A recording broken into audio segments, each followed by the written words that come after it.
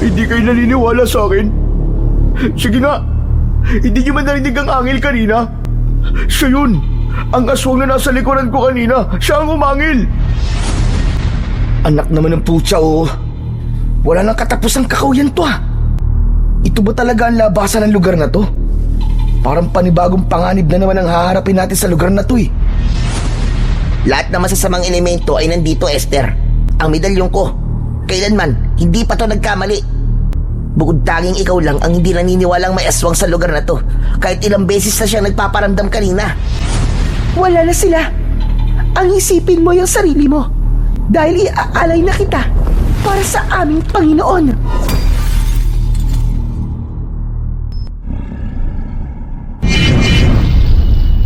The Voice Addict. Magandang araw po sa inyo, Sir Blair. Ganon din po sa inyong mga tagapakinig at taga-suporta sa inyong YouTube channel. Ako nga po pala si Fredo, 20 taong gulang at taga Lucena. Gusto ko lamang pong ibahagi sa inyo ang aming naging karanasan ng aking mga kaibigan nung kami ay nag-ride at nag-hiking sa isang bundok sa Kapalonga. Nabalitaan po namin na naghihimala raw po ang simbahan doon. Kaya naman naisipan namin na puntahan ang lugar na yon. Pero mas nanaig po ang kagustuhan kong umakyat sa bundok upang humanap ng halamang gamot para sa aking ina na may sakit. Bukod pa roon, ay sadyang mahilig po talaga ako sa mga adventure. Kaya lang, mayroon pong nangyari sa amin na nagdulot sa akin ng isang karanasang hinding-hindi ko ho makakalimutan. Ngunit bago ko po simulan ang aking istorya, nais ko lamang pong ipaalam na ang ilang bahagi ng lugar na aming pinuntahan ay sadya kong binago upang mapanatili ang katahimikan at kaligtasan ng lugar na yon. Ang pagkakatulad ng mga pangyayari ay maaaring hindi po sinasadya at wala po yung kaugnayan sa aking karanasan. Nagsimula po ang lahat sa aming paglalakbay. At ito ang aking kwento. Magandang araw po sa inyo, Sir Blair. Ganon din po sa inyong mga tagapakinig at taga-suporta sa inyong YouTube channel. Ako nga po pala, si Fredo. 20 taong gulang na po ako. Taga Lucena. Gusto ko lamang pong ibahagi sa inyo ang aming naging karanasan ng aking mga kaibigan. Noong kami ay nag-ride at nag-hiking sa isang bundok sa Kapalonga. Nabalitaan po namin na naghihimala daw po ang simbahan doon. Kaya naisipan namin na puntahan ang lugar na yon. Pero mas nanaig po ang kagustuhan kong umakyat sa bundok upang humanap ng halamang gamot para sa aking inang may sakit. Bukod pa roon, ay sadyang mahilig po talaga ako sa mga adventure. Kaya lang, meron pong nangyari sa amin na nagdulot sa akin ng isang karanasang hinding-hindi ko makakalimutan.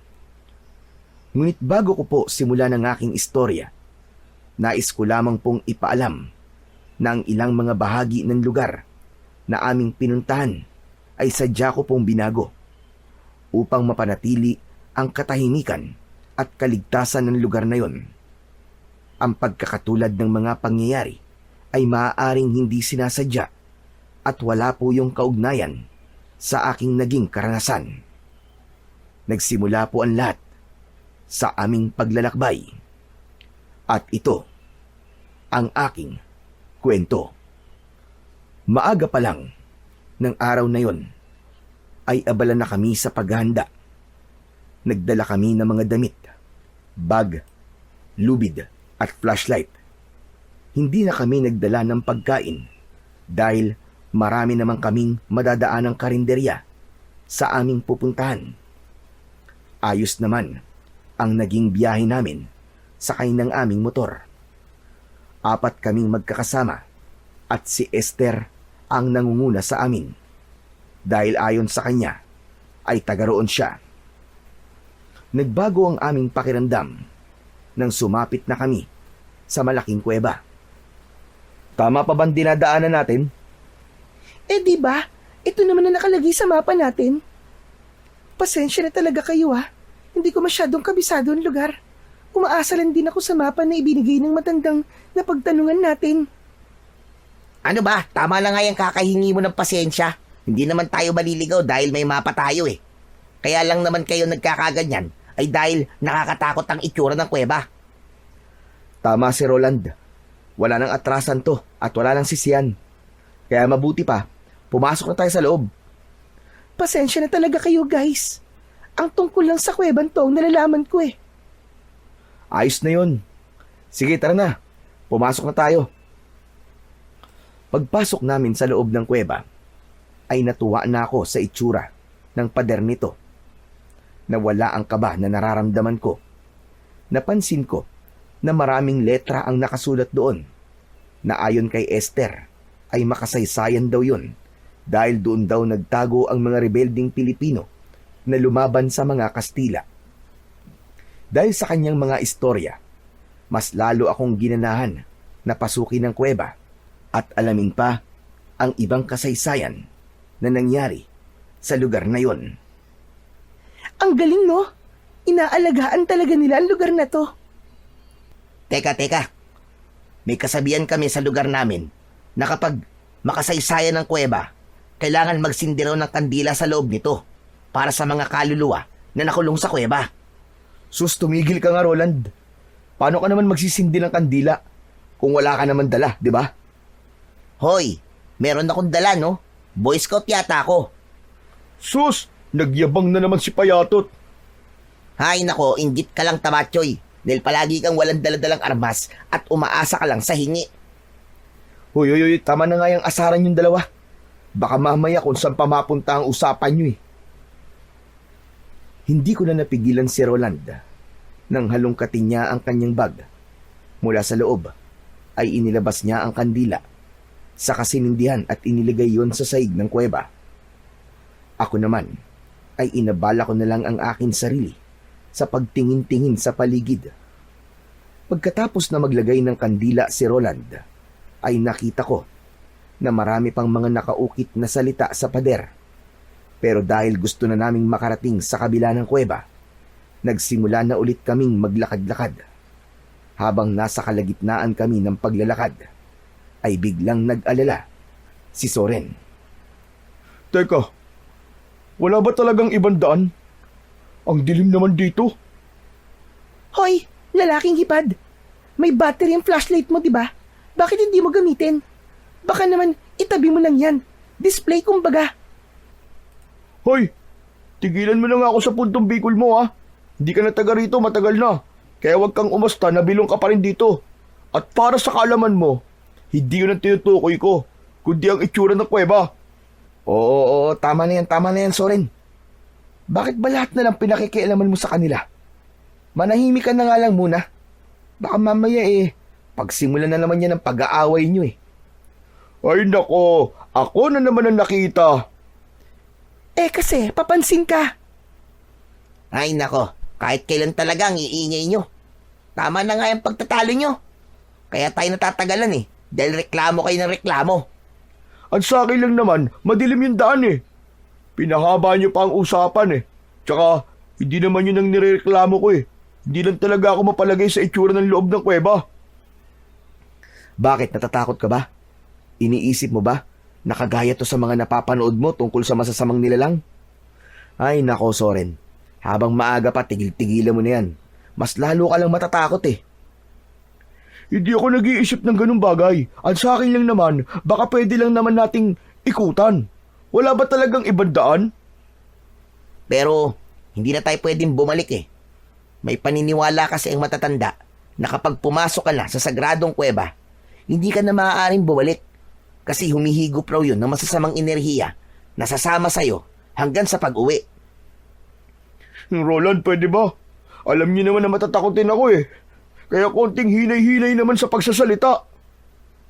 Soren, sumama ka rito dahil gusto mo at alam mo na nakakatakot ang lugar na pupuntahan natin.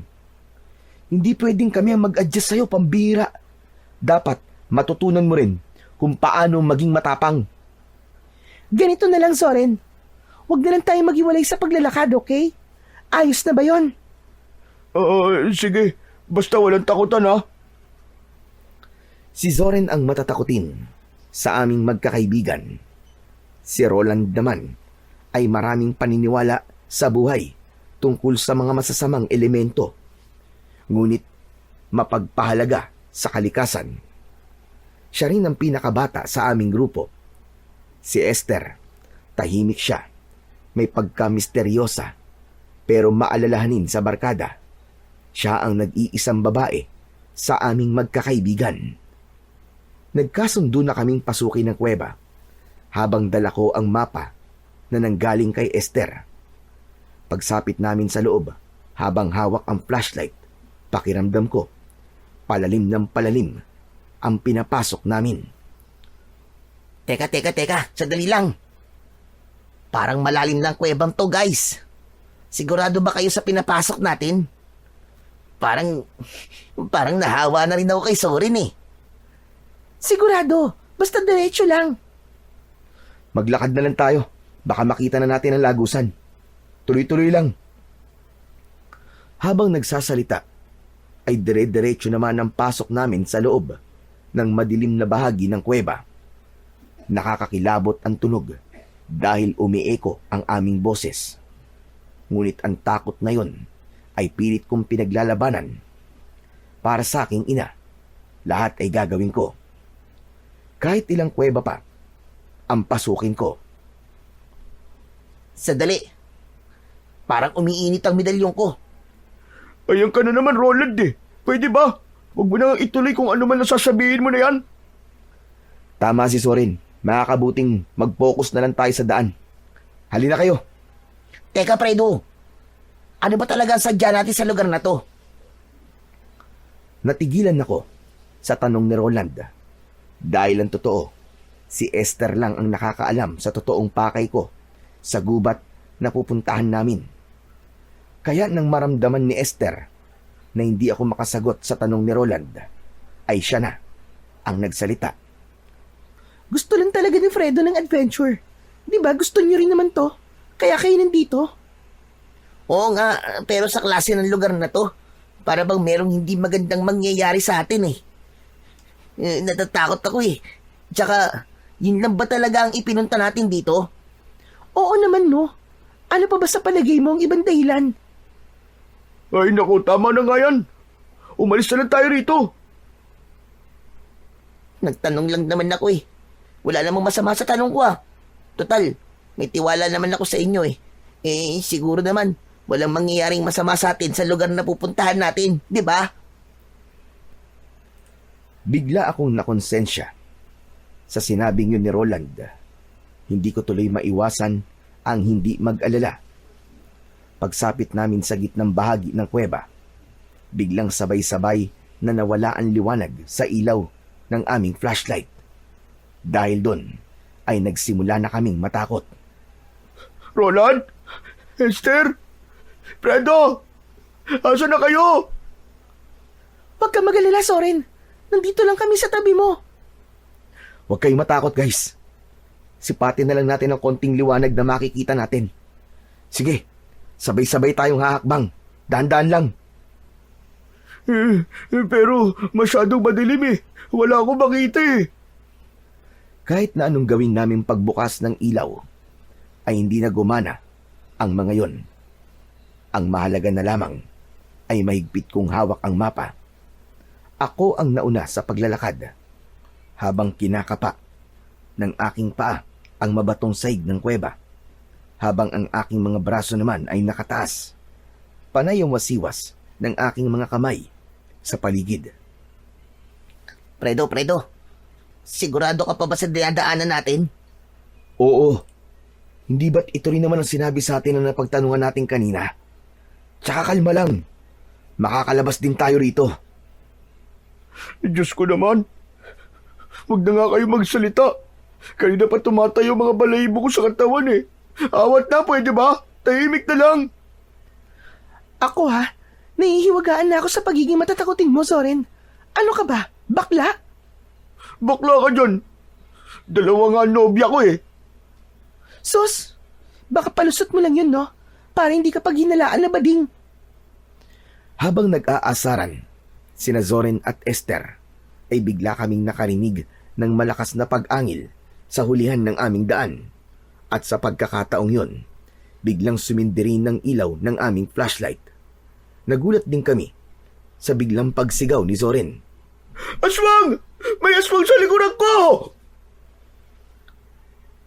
Parang kidlat na tumakbo ng mabilis si Zoren.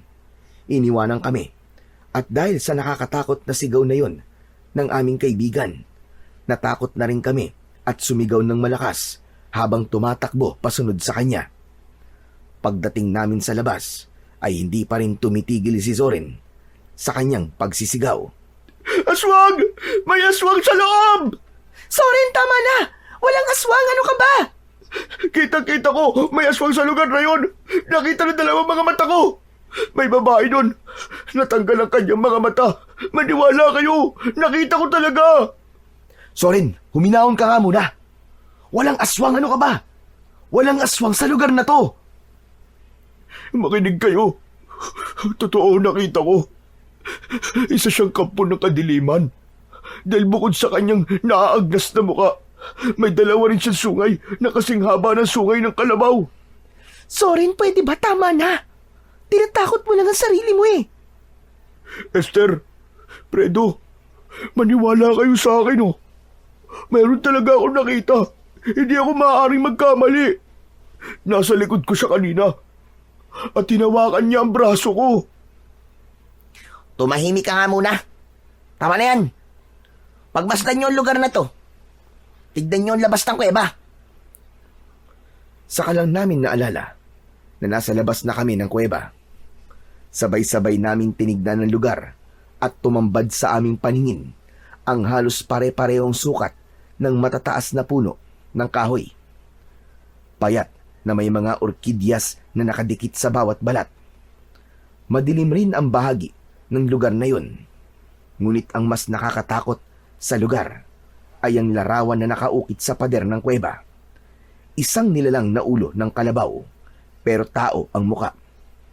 Nagkatinginan kami ni Esther dahil tugmayon sa itsura na sinasabi sa amin ni Zoren.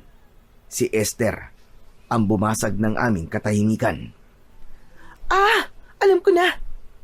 Kaya ka nagsasabing may aswang, baka nakita mo lang ang mga larawan na yan. Panakot lang yan sa daga, no? Para hindi nila sirain ang alay ng mga tao na pumupunta sa kuweban to. Tsaka, hindi yan totoong aswang. Iginuhit lang yan talaga sa pader. Hindi kayo naniniwala sa akin? Sige nga, hindi niyo man narinig ang angel kanina? Siya yun. Ang aswang na nasa likuran ko kanina, siya ang umangil. Parang gusto ko na rin maniwala kay Zoren. Pero wala naman talaga akong nakita na nilalang sa likod niya kanina. Kaya hindi ko na napigilan ang hindi magtanong kay Esther. Bilang pagpapanatag ng loob naming lahat. Teka, ano bang klaseng lugar to, Esther? Bakit dito tayo napunta? Eh di ba ang sabi ng matanda? Ilog ang kabila ng kuweba. Oo nga, pero bakit kakahuyan na nandito? Malayo sa itsura ng mapa. Sinasabi ko sa inyo, may mali talaga sa lugar na to. Pwede ba tumahimik ka muna, Zoren? Pati ako naguguluhan na rin sa'yo eh. Paano kung tatahimik, Fredo? Sige nga. Ikaw ang nagdala sa amin dito, di ba? Kayong dalawa ni Esther na nagplano nito. Tama na nga, Zoren. Huwag muna tayo mag-isip ng kung ano-ano sa lugar na to. Aaminin ko na hindi ko rin alam kung bakit nagkaganito ang lugar na to. Kung ganun, posibleng nagkamali tayo ng lugar na napuntahan. Paano naman ang mapa na to, di ba? Dito lang tayo nagkamali sa lagusan ng kuweba eh. Pero ang lahat ng dinaanan natin bago makarating dito ay tama sa lokasyon nakalagay sa mapa. Baka naman nagkamali tayo ng daan, tol. Isa pa, nabura na ang ibang mga detalye sa mapa, di ba? Kaya hindi pa rin tayo nakasigurado kung tama itong binabagtas natin. Nang mga sandaling yon, ay bumundol na ang kaba sa aking dibdib. Lalo pa at wala kaming ibang nakitang daan. Panay puno ang nakaharang sa aming harapan. Kung ganun bumalik na lang kaya tayo. Hindi nga pwede yung ganun. Anong hindi pwede? Natatakot na ako sa lugar na to Tsaka guys, ano ba? Hindi ba't sinabi ko sa inyo kanina? Meron talaga akong nakitang babae. Sinundan niya pa nga ako Bakit ba ayaw niyo maniwala sa akin? Dahil hindi ka panipaniwala. Matatakutin ka Baka ilusyon mo lang ang nakita mo kanina. Namamalikmata ka lang, Soren. Kaya sana tigilan mo na yan. Huwag ka nang dumagdag, please. Ako pa ngayon na huwag dumagdag. Hindi ba't ikaw naman ang dahilan kung bakit tayo nandito sa sitwasyon na to? Pero walang nagpilit sa'yo na sumama sa amin. Pwede ba? Hindi to tamang oras para pag-usapan yan. Huwag na kayo magtalo. Ang kailangan natin ngayon ay makaalis sa lugar na to. Okay na. Ganito na lang. Maglakad pa tayo sa unahan ng lagusang to. Hindi na rin tayo babalik. Kailangan na nating ituloy ito. Tara na. Biglang natahimik ang pangkat namin nang magsimula na kaming maglakad at dumaan sa kakahuyang yun. Halos wala kaming makitang daan, maliban sa mga puno na perpekto ang pagkakatanim. Para bang hindi pa yun napapasok ng mga tao. Ngunit pagsapit namin sa gitna ng kakahuyan, ay napansin namin na merong mga nakasingit na tuyong sanga sa balat ng bawat punong madadaanan namin. Hinawakan ko yun, pero lumapit sa akin si Esther. Ano to? Anong ibig sabihin ng mga sanga ng kahoy? Meron pa dito, Fredo! Siguro mga markers yan ng mga taong unang umakyat sa bundok na to. Kung sa bagay, ginagawa ko rin yun kapag hindi ako sigurado sa lugar. Palatandaan yan para hindi ka maligaw. Ang ibig sabihin, tama ang sinusundan nating daan sa mapa. Baka masyado lang talaga tayo nagpapa-apekto sa mga sinasabi ni Soren Kaya tayo nag-iisip ng kakaiba Saglit kaming tumigil sa paglalakad at inilinga namin ang aming paningin sa paligid.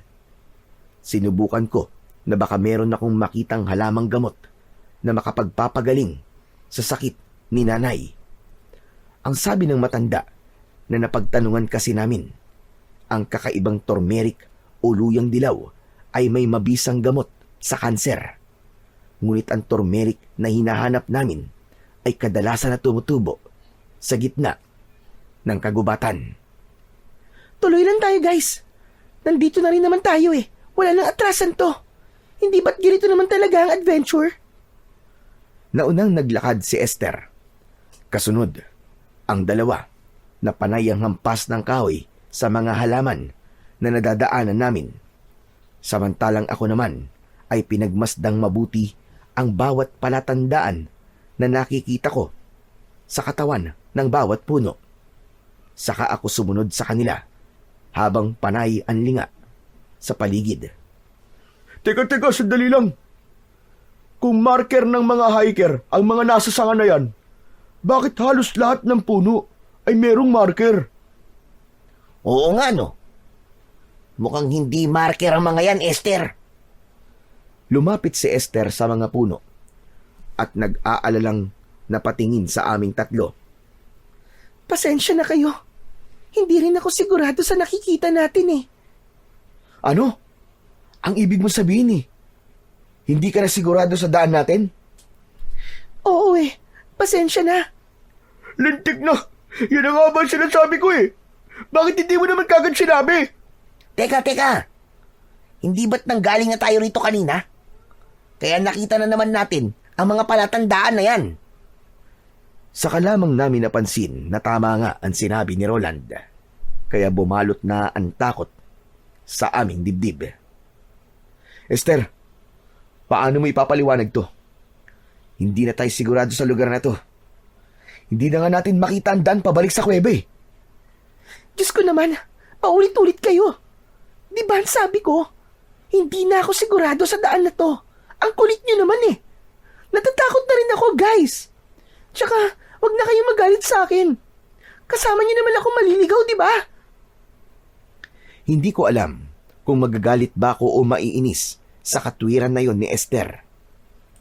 Pero kahit na anong sabihin namin at gawin, ako pa rin ang may kasalanan dahil ako ang totoong dahilan kung bakit kami nalagay sa sitwasyon na yon.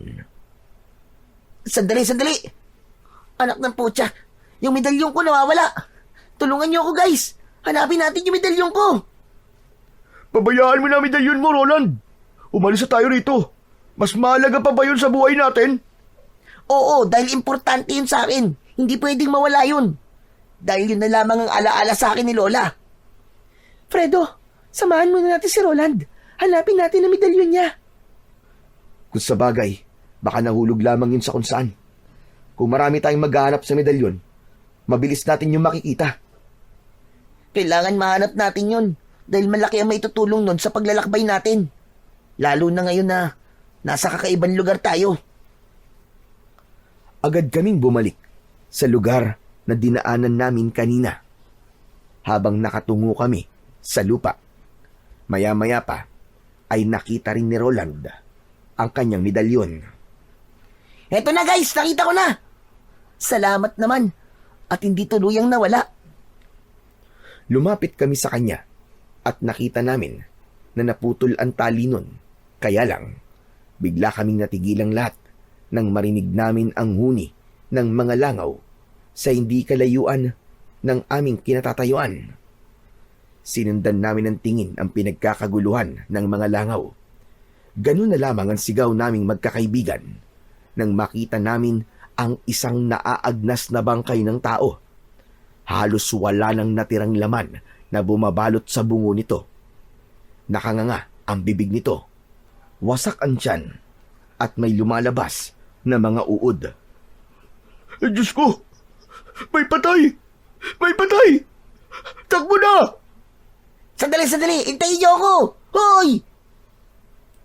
Dahil sa nakita namin, wala na kaming pakialam kahit saan pa kami makarating. Halos banggain naming lahat ang mga halaman na nakaharang sa daraanan namin. Hanggang sa makarating kami sa gilid ng kalsada. Makipot at mabato ang daan na yon. Kahit papano ay nakahinga kami ng maluwag. Kalsada na to, guys. May kalsada na rito. Ibig sabihin, may labasan na to. Makakauwi na tayo. Anong lugar kaya to? Teka, parang wala namang mga bahay na nakatayo rito ah. Sandali, tignan niyo guys. May nakasulat sa kahoy. Ayun oh. Binasan ni Roland ang nakasulat sa signboard na gawa sa tabla, habang kaming lahat ay doon na rin nakatingin. Sitio Maligaya. Pambihirang pangalan naman yan, oo. Anong maligaya ba ang pinagsasasabi ng signboard na yan? Eh, nakakatakot nga ang lugar na to eh. Hindi ko rin alam ang lugar na to. Teka, ayun oh. May bahay sa bandaron. Halina kayo, magtanong tayo doon. Teka. Karinderya yan ah. Ang lupit naman ng lugar na to. Karinderya? Sa gilid ng kalsada na walang nakatirang tao. Ano ka ba naman, Zorin? Baka karinderya yan para sa mga sasakyan dumaraan dito. Magpasalamat na lang tayo dahil kahit papano may mapagtatanungan tayo. Magpasalamat. Magpasalamat saan? Na nakakita tayo ng naagdas na bangkay? Anak ng tutya ko. Baka nga sila pa ang pumatay sa taong yun eh. Huwag na lang tayong tumuloy dyan, Fredo. Huwag na tayong lumapit sa kanila. O sige, pero pupunta pa rin tayo. Pero saka na tayo magtatanong. Ginutom kasi ako eh. Wala nang nagawa ang mga kasama ko dahil nakaramdam na rin pala sila ng gutom. Pansamantala ay nawala ang takot namin habang nilalapitan namin ang karinderya. Nasa liblib na lugar ito at merong mga puno sa paligid. Maayos naman ang itsura. Mukhang malinis naman. Kaya lang, napaisip kami kung kakain ba kami roon dahil naalala namin ang nakita naming katawan ng tao. Mukhang okay naman ang pagkain ah. Saka, gutom na talaga ako eh. Talo-talo na to. Ano sa palagay nyo? Ako rin. Bigla akong nagutom nang maamoy ko ang singaw ng pagkain. Kayo na lang sigurong kumain, guys. Inaayos ko pa tong medalyon ko eh. Dahil naputol yung tali. Kakain na rin ako. Mukhang masarap eh. Huwag na muna tayo mag-isip ng kung ano-ano ha. Ang mahalaga, malagyan ng tiyan natin ng pagkain para makapag-isip tayo ng maayos. Pagdating namin sa tapat ng karinderya, naupo kami sa harap ng lamesa. Pagkatapos ay pinagmasdan ko ang mga pagkain. Hindi ko naman maipaliwanag ang aking nararamdaman. Para bang may kakaiba sa lugar na yon. Pero dahil kumakalam na talaga ang aking sikmura, ay naghintay kami sa paglabas ng bantay roon. Maya-maya pa ay lumabas ang mag-asawa. Nakangiti sila at mukha namang mabait. Tinanong kami kung ano ang ulam na bibilihin namin. Pero si Zoren ay hindi naiwasang hindi mag-alala sa mga pagkain. Fredo, wag na nga lang kaya tayong kumain. Parang kakaibang lugar na to eh. Mukha namang masarap ang niluto nila pero hindi naman natin alam kung anong klaseng karne ang nakahain. Pero si Esther ay nagtuturo na sa mga ulam na naroon. Nagbigay rin ng pagkain ang mag-asawa at inilapag ang plato nito sa ibabaw ng lamesa. Sabay subo sa pagkain. Napalunok kami ng laway dahil mukhang sarap na sarap si Esther sa kanyang kinakain. Gusto naming tanungin si Esther kung gaano kasarap ang pagkain. Kaya lang, nasa tabi namin ang mag-asawa at seryosong nakatingin sa amin. Ibinaling ko na lang ang aking paningin sa ibang direksyon. Oh guys, ano pang hinihintay nyo? Kumain na kayo. Napakasarap ng bopis at dinuguan. Grabe! Nang sabihin yun sa amin ni Esther, mas lalo kong nakaramdam ng gutom. Habang nakatingin kami sa pagkain ng dalaga, dahil sa sobrang sarap ng lasa, kinamay ni Esther ang pagkain. Inalok kami nito, ngunit sunod-sunod ang aming pag-iling. Kalalaki yung tao nga arte nyo. Akala ko ba'y nagugutom kayo? Oh, bakit nakaupo lang kayo riyan? Sayang ho, hindi nyo matitikman ng pagkain to kung gaano kasarap. Muli akong tumingin sa mukha ng mag-asawa. Sa pagkakataong yun, hindi na sila nakangiti. Matatalim ang kanilang tingin na para bang sinusuri kami. Lalo na nang gumawi ang kanilang paningin sa kinauupuan ni Roland. Naabala pa rin sa pag-aayos ng nasira niyang medalyon. At dahil doon, hindi ko na napigilan ang hindi magtanong tungkol sa pagkain. Masarap naman po sana ang pagkain ng karne. Kaya lang wala po bang gulay? Panay karne po kasi ang nakalabas eh. Hindi sumagot ang mag-asawa. Nanatili lamang silang nakatayo na para bang may iniisip. Muli kong tinignan si Esther at halos maubos na niya ang pagkain. At kahit gutom ako ng mga oras na yon, ay napilitan na rin akong tumayo at hindi na kumain. Ang daya nyo naman. Ako lang ang kumain. Bahala nga kayo. Sige kayo, malayo pa lalakbayin natin. Baka magutom kayo sa daan. Alalahanin nyo na kailangan natin hanapin ang motor nyo para may magamit tayo sa pag-uwi. Magbayad ka na lang, Esther. Aalis na tayo rito. Hindi na maganda ang pakiramdam ko sa lugar na to eh. Ale, may iba po bang daan sa lugar na to? Tsaka, anong lugar po ba tong tinutumbok ng kalsada na to? Nagkibit balikat ang mag-asawa sa tanong na yon ni Zoren. Hindi pa rin sila nagsasalita ni hindi tumingin sa amin ng diretsyo. Maliban kanina, wala na akong narinig na ibang salita mula sa bibig nila. Pero nahuhuli ko sila na nagkakatinginan sa kamuling titingin sa babaeng kasama namin. Bigla tuloy akong nag-alala at sinuri si Esther. Naisip ko na baka merong bagay na inilagay ang mag-asawa sa pagkain ng kaibigan ko. Maya-maya pa ay ako na ang nagtanong sa mga ito. Saan po ba kami maaaring dumaan? Palabas po sa lugar na to. Itinuro ng mag-asawa ang daan sa dulo ng kalsada.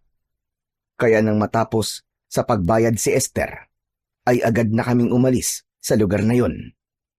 Binaybay namin ang kalsada, ngunit pagkalipas ng kalahating oras na paglalakad, ay napansin namin na putol na ang kalsadang yon. Muling bumungad sa amin ang kakawyan. At sa pagkakataong yon, pakiramdam ko, niloko kami ng mag-asawa sa karinderya. Anak naman ng putya, oh! Wala nang katapusang kakawyan to, ah! Ito ba talaga ang labasan ng lugar na to? Parang panibagong panganib na naman ang haharapin natin sa lugar na to, eh. Baka naman, dyan talaga ang daan. Malay mo naman na nagsasabi ng totoo mag-asawa na yun. Mukhang ayos naman silang kausap eh. Wala namang masama kung tutuloy tayo, di ba? Tara na. Kailangan natin tawirin ang kakawiyang yan. Nakakapagod na kung babalik pa tayo.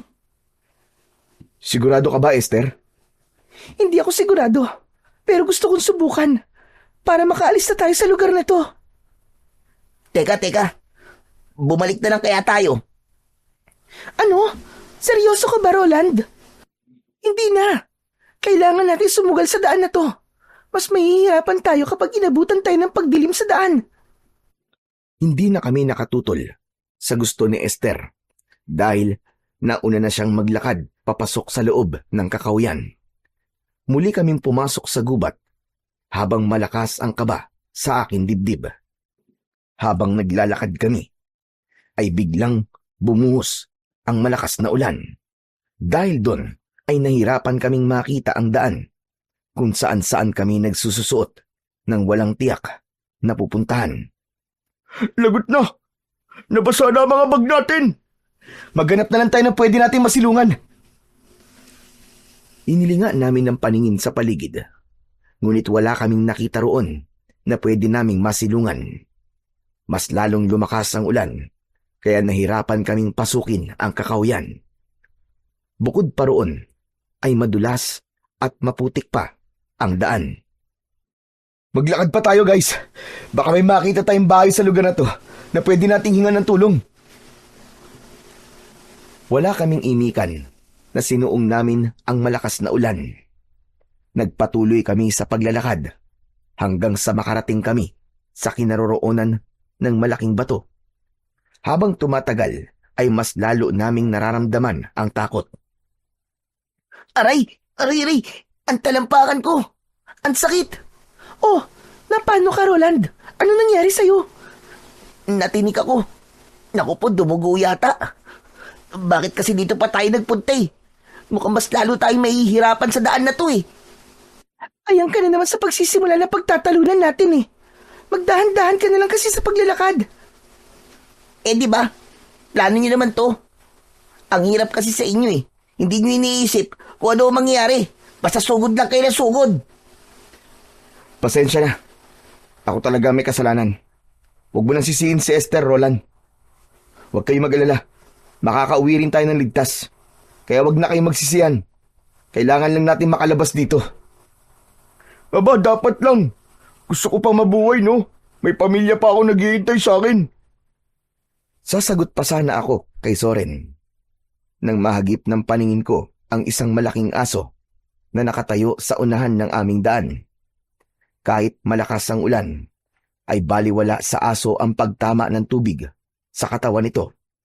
Bigla akong natigilan dahil ngumisi yun na para bang may tumutulo pa na malapot na laway sa bibig nito. Kasunod ng pag-angil habang humahakbang papalapit sa amin. Guys, may aso, humanda kayo. Sa tingin ko asong ligaw yan. Diyos ko, mabangis na hayop yan. Delikado tayo. Baka atakihin niya tayo. Dahil sa sinabi ni Roland, napaatras kami ng hakbang papalayo sa aso. Umangil ang hayop habang nakatingin sa amin. Kasunod, nang mataas niyang pagtalon papunta sa aming kinaroroonan. Inatake niya kami. Malakas kaming napasigaw. Wala kaming inaksayang oras. Tumakbo kami ng mabilis at hindi pinansin ang malakas na ulan. Kahit nakikita namin na hinahabol kami ng asong gubat, hindi kami naghiwalay. Tinahak namin ang daan, papasok pa sa loob ng kakawyan. habang habol namin ang sarili naming hininga.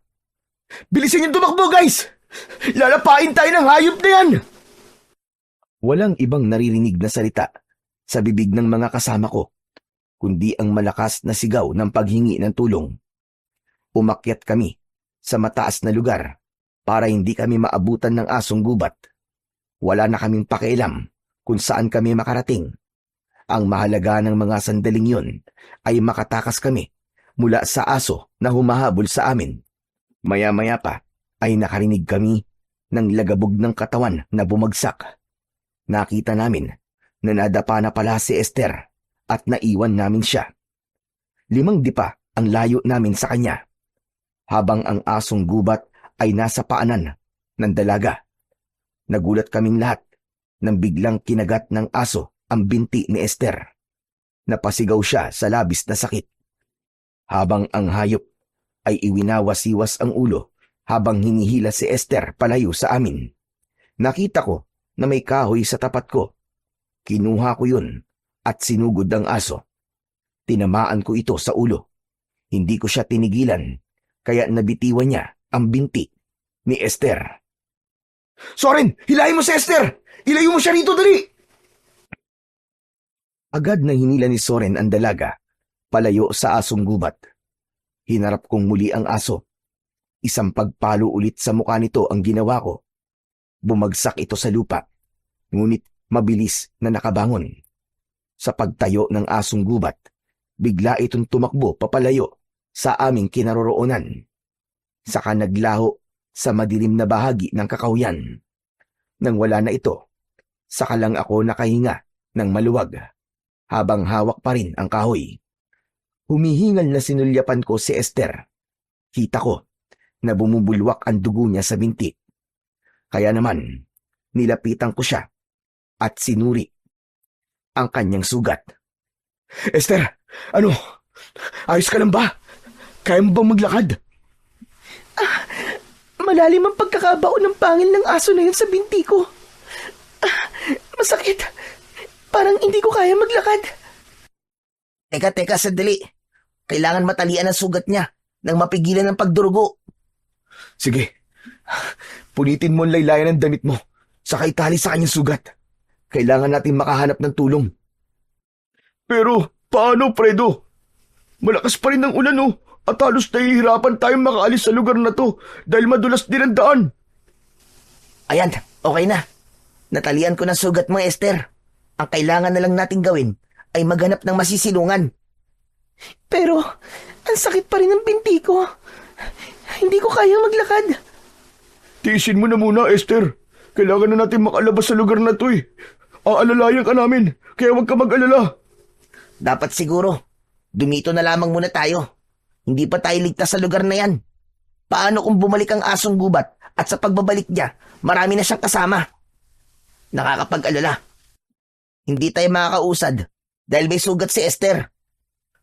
Kung sa bagay may punto ka naman, ang hindi ko lang talaga maintindihan kung bakit ganun ang kilos ng asong yun. Parang hindi siya normal. Hindi kaya ang asong yun ang pumatay sa bangkay na nakita natin kanina? Siguro, dahil talaga namang kumakain ng tao ang ganong klaseng hayop eh. Kaya kailangan natin mag-isip kung paano tayo makakaalis sa buwisit na lugar na to. Ang totoo, pahamak talaga mag-asawang yun sa karinderye eh. Parang pinaglalaruan tayo eh. Sige na, tama na. Huwag na nating isipin na nakaraan. Doon, sa likod ng bato. Masyadong malakas ang ulan. Kaya magpahinga na muna tayo ron. Tama si Fredo. Magpahinga na muna tayo. Masyado talaga masakit ang sugat ko sa binti. Isang malalim na buntong hininga ang pinakawalan ko bago ko ibinaba ang aking bag. Pagkatapos ay nagpahinga kami at sumandal sa likod ng bato. Dahil sa malagong daon ng puno sa tapat ng aming kinatatayuan, ay nabawasan nun ng pagtama ng ulan sa katawan namin. Saka ko lang naramdaman ng pagod. Pagkalipas ng ilang minuto, sa wakas, ay tumigil rin ang ulan. Ayos! Tumigil ng ulan. Pwede na ulit tayo maglakad. Sus! Ngayon pa? Gabi na. Madilim ng paligid. Mahihirapan tayo maglakad dito. Kailangan din natin tipidin ang battery ng flashlight natin. Mas mahihirapan tayo kapag wala yun. Dito na lang tayo magpaabot ng umaga. Sinasabi mo bang dito tayo magpapalipas ng gabi? Kung ganun magtitiis tayo ng lamig. Eh ano pa nga ba? May pagpipilian pa ba tayo? Tama si Soren, Fredo. Sa tingin ko, mahihirapan tayo maglakad kung madilim. Magsasalita pa sana ako para magbigay ng komento sa dapat naming gawin. Nang tamaan ng ilaw ng flashlight ko ang tila tao na nakatayo sa likod ng puno. Matagal kong tinitigan yon dahil sinigurado ko kung tama ba ang nakikita ko. Nang biglang gumuhit ang kidlat sa langit, ay tinamaan ng liwanag ang kinaroroonan ng nilalang. Napatayo ako at napasigaw dahil sa takot. Nag-alala naman at napatayo na rin ang mga kasama ko at tumingin sa gawi ng tinutukan ng flashlight ko. May babae sa bahaging yun. Tara na. Umalis na tayo rito. Bilisan nyo. Hindi tayo nag-iisa sa lugar na to. Kasunod ng pagmamadali kong umalis, ay sumigaw na rin si Soren. Takot na takot siya habang natataranta na dinadampot ang mga gamit. Nandito siya. Nakasunod siya sa atin. Yung babae sa kuweba, maniwala kayo. Nasa paligid lang natin siya. Ano ba kayo? Huminahon nga muna kayo. Wala naman akong nakikita eh. Bakit ba kayo nagkakaganyan? Nakita ko, Esther. Kaya tara na. Umalis na tayo rito. Totoong sinasabi ni Soren. May nakasunod sa atin. Halos buhatin namin si Esther.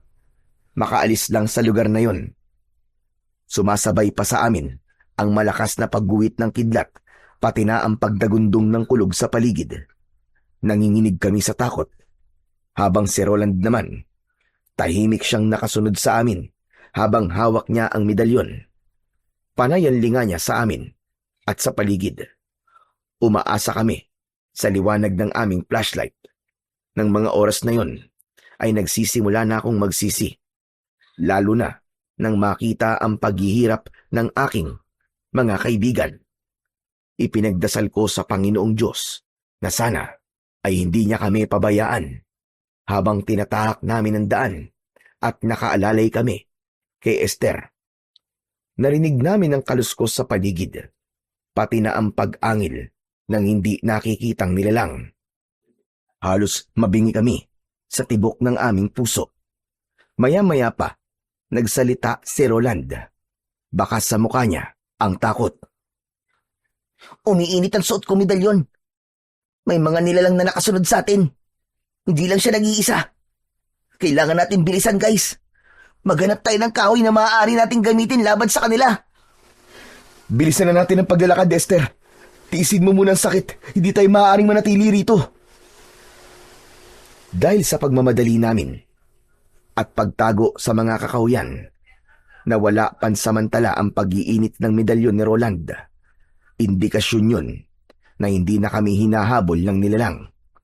Kaya nang humantong kami sa isang bahagi ng gubat na merong malawak na damuhan, naisip namin na magpahinga. Ngunit kapansin-pansin na mas marami ang marker na nakadikit sa katawan ng mga puno. Saglit kaming natigilan nang makita ang mataas na puno ng balete. Nakakakilabot ang itsura nito dahil sa mga ugat nito na parabang naging tirahan ng mababangis na hayop. Pero dahil sa kalagayan namin, wala na kaming ibang pagpipilian, kundi ang umasa sa lugar na yon. Mas mapapadali kasi ang pagkilos namin dahil malinis doon. Bukod pa roon, kapag umulan ay hindi kami basta mababasa. Ibinaba namin ang aming bag, saka nagpalinga-linga sa paligid. Okay na, guys. Ligtas tayo sa lugar na to. Siguro naman, wala na nakasunod sa atin dito. Esther, gusto kong magtapat ka sa amin ng totoo. Ano ba talaga klaseng lugar to, ah? Bakit maraming mga aswang ang nagkalat sa paligid? Walang aswang o masamang elemento sa lugar na to. Nagtataka nga ako sa inyo eh. Kung bakit kayo lang nakakakita sa sinasabi niyong aswang o kaya naman ay nilalang. Oo, aaminin ko. Wala talaga akong alam sa lugar na to. Pero wala rin namang napapabalitang may aswang sa lugar na to. Pero paano may papaliwanag ang aswang kanina, ha? At yung aso na umatake sa'yo? Wala nga akong nakitang aswang kanina. Bakit ba ang kulit nyo? At yung tungkol naman sa asong gubat na yun, normal lang yun na may ganong klaseng hayop sa gubat. Huwag nyo nga bigyan ng dahilan ng mga nangyayari. Lahat ng masasamang elemento ay nandito, Esther. Ang medalyon ko. Kailanman, hindi pa to nagkamali. Bukod tanging ikaw lang ang hindi naniniwalang may aswang sa lugar na to. Kahit ilang beses na siya nagpaparamdam kanina. Nasaan nga? Nasaan nga ang sinasabi niyong aswang? Wala naman, di ba? Kung may aswang, di sana umatake na siya kanina. Kaya lang naman ako nanahimik sa mga pinagsasabi niyo dahil masakit na masakit ang binti ko. Kung ayaw mo sa amin maniwala, ikaw ang bahala. Roland, sa lugar ba na to, nararamdaman mo pa rin ang presensya ng aswang? Hindi na. Wala nang pag-iinit sa aking medalyon. Ngunit ang nakita natin na babae kanina, hindi ko alam kung anong uri siya ng elemento. Kaya hindi rin ako sigurado kung aswang ba siya o engkanto. Kung wala na, dito na tayo magpahinga. Napapagod na rin ako. Tsaka kung pwede, huwag na natin pag-usapan yon. Inilabas ko sa aking bag ang 2 tent. Pagkatapos namin na maikabit ang tent, ay nagpahinga na kami sa loob habang nakikiramdam sa paligid. Kinabukasan ay nagising kami sa isang malakas na sigaw ni Roland. Fredo! Fredo, bilisan nyo! Dali! Tingnan nyo! Halos magkakasabay kami na lumabas ng tent at tumambad sa aming paningin ang mga pugot na ulo ng mga tao na nakita naming nakatusok sa matutulis na kawayan. Hinilabutan kami ng gusto at bumundol ang kaba sa aming mga dibdib. Diyos ko! Ano to? Anak ng putya! Anong klaseng lugar to? Fredo, ayoko sanang takutin kayo pero sa tingin ko, isa itong sementeryo at ganyan silang maglibing na mga taong namatay rito. Kung mga ulo lang yan, saan nila dinadala ang katawan nila? Diyos ko! Nag-aalala na ako. Hindi ba't dapat alam mo to, Esther? Bakit wala kang sinabi sa amin tungkol dito, ha? Dahil hindi ko nga alam na may ganyan dito. Hindi niyo pa nga nasisigurado kung sementeryo nga to o hindi. Naniniwala kayo agad kay Roland Hindi ako maaaring magkamali, Esther. Dati nang may naikwento sa akin ng lola ko. Tungkol sa kakaibang mga tao na naninirahan sa kagubatan. Hindi ko lang siya pinansin noon dahil katulad niyo, hindi rin ako sa kanya naniniwala dati. Kung sementeryo nga to, sino ang mga yan? Katulad din kaya natin sila na umakyat sa gubat na to? Teka. Hindi kaya mga nakita natin kagabi na inakala nating aswang ay katulad lang din ng mga pugot na ulo na yan na basta na lang itinusok? Mahirap mag-isip at maginala sa bawat nakikita natin. Pero hanggat hindi tayo sigurado, hindi tayo maaaring maniwala na may aswang sa lugar na to. Baka naman, kagagawan lang yan ng mga tao sa isang tribo na merong ibang paniniwala. Anak naman ng putya, oo. Hindi yan basta biro lang o gawain ng mga tribo. Kahit papaano, may pagpapahalaga sila sa mga namatay. Maliban na lang kung pinatay talaga sila dahil nagkaroon sila ng kasalanan at pinarusahan lamang sila ng kamatayan. Diyan pwede pa. Baka paniwalaan ko pa. Puro kayo hinala. Hindi hinala, Esther. Sapagkat ang lugar na to, nasisigurado kong kakaiba sa lahat ng ating mga napuntahan. Sana nga nagkamali lang ako. Pero kahit na kailan, walang matinong tao ang gagawa ng ganyan. Tama si Roland, Esther. Parang nagsasagawa ang mga nilalang na nakatira rito ng isang ritual. Hanggat hindi tayo sigurado, kailangan pa rin nating mag-ingat. Teka, mag-uusap na lang ba tayo rito o aalis? Tara na, umalis na tayo sa lugar na to. Fredo, umuwi na lang kasi tayo. Paano nga tayo uuwi, Soren? Anak ng putya naman Hindi na nga natin mahanap ang daan palabas ng kakauyan Ang mabuti pa, mag-impake na tayo ng mga gamit natin at simulan na rin natin maglakad. Sinimulan namin ang pagliligpit sa aming mga gamit. Pagkatapos ay umalis na kami sa lugar na yon. Naunang naglakad si Roland. Ilang minuto ang lumipas ay tumambad sa aming paningin ng isang ilog. Saglit kaming tumigil doon at uminom ng tubig. Nakakailang salok pa lang ako ng tubig ay bigla akong natigilan nang makita ang isang nilalang. Hindi ko maaninag kung babae ba siya o lalaki dahil may balabal siya na itim. Guys, may tao sa unahan ng ilog. Kanina pa siyang nakatingin sa atin. Lapitan natin siya. Magtanong tayo. Ha? Teka, nasan ba? Wala naman ako nakikita. Lahat kami ay napatingin sa unahan ng ilog. Ngunit wala na ang nilalang na nakita ko roon. Pero nang muling mabaling ang aking atensyon sa tubig, biglang nagkulay pula ang tubig. Napatayo ako dahil sa gulat. Maging ang mga kaibigan ko ay namutla rin dahil sa takot. Napatingin kami sa unahan ng ilog at wala namang kaming nakitang patay roon. Kinilabutan kami at nandiri dahil nakainom pa naman kami ng tubig sa may ilog na yon. Diyos ko! Sariwan dugo to ah! Pabihira, ano ba nangyayari sa atin? Dugo! Dugo nga, Fredo! Tara na, umalis na tayo rito! Parang hinahabol tayo ng kabalasan! Baka may patay doon sa bandang unahan! Hindi na talaga maganda ang kutob ko sa lugar na to. Kaya wag na tayong titigil sa paglalakad. Dire-diretso na. Lumayo na tayo sa ilog. Sa palagi ko, pinaglalaruan lang tayo ng gubat. Esther, pwede ba? Hindi tayo pinaglalaruan. Totoo na to. Nasa panganib tayo. Ngayon kung di ka pa rin naniniwala, bahala ka na sa buhay mo. Nakaawang ang bibig ni Esther nang sabihin ko yun. Hindi ko na naitago ang inis ko para kay Esther. Dahil kung hindi naman niya kami dinala sa lugar na yon, ay hindi kami mapapahamak. Bakit parang pakiramdam ko ay nagagalit ka na? At sino ba matutuwa? Huwag mo sanang kalimutan kung sino talaga ang nagpresenta ng lugar na to sa akin. Sinisisi mo ba ako?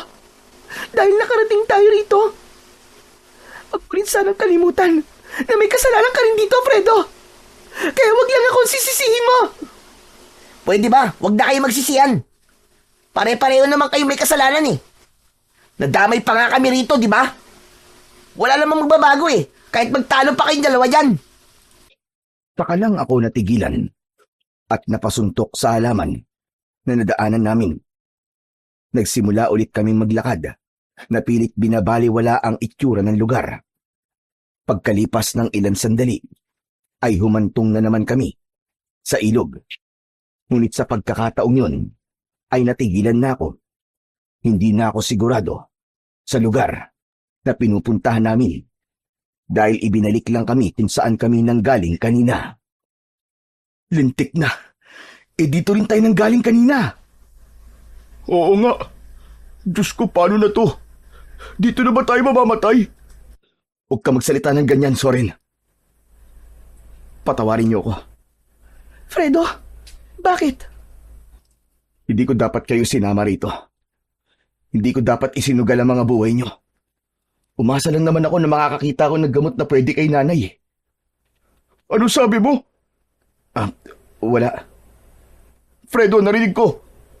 Narinig ko ang dahilan kung bakit tayo nandito. Fredo, anong ibig sabihin nito? Naglihim ka sa amin? Sabihin mo nga sa amin, Fredo. Narinig ko sinabi mo kanina. Kaya ba'y pinagpipilitan mo na pumunta tayo rito? Kahit halos mamatay na tayo lahat dito. Para yan sa gamot ng nanay mo. Para sa nanay mo. Soren, may sakit ang nanay ni Fredo. May tanging na ang buhay ng nanay niya. Mas mauuna pa tayo mamatay nito eh. Kung ganon, alam mo rin, Esther. Alam niyong dalawa at nagplano kayo nang hindi namin alam. Soren, Roland, patawarin niyo ako. Hindi ko sinasadya na maglihim sa inyo.